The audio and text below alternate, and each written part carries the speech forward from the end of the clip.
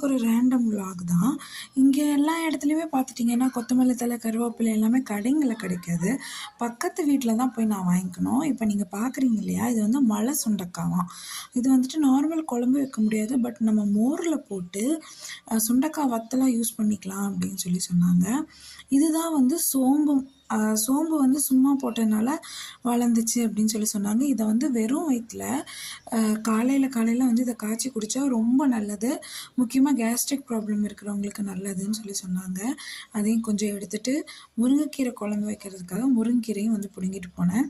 இது எல்லாமே இங்கே விலைக்கு கிடைக்காது. பக்கத்து வீட்டில் நம்ம போய் கேட்டோம்னா சும்மாவே கொடுப்பாங்க. இந்த ஆட்டுகள்லாம் இதுதான் ஃபுட்டுன்னு சொன்னாங்க. ரொம்ப ஆச்சரியமாக இருந்தது. வில்லேஜ்லேயே நிறைய இடத்துல இந்த மாதிரி ரொம்ப யதார்த்தமாக இருக்கிறது ரொம்ப ரொம்ப கம்மி. என்னதான் சிட்டி லைஃப்பை என்ஜாய் பண்ணணும்னு நினச்சாலும் இந்த மாதிரி சின்ன சின்ன விஷயங்கள் கிராமத்தில் மட்டும்தான் கிடைக்கும். நான் ரொம்ப என்னோடய ஊரை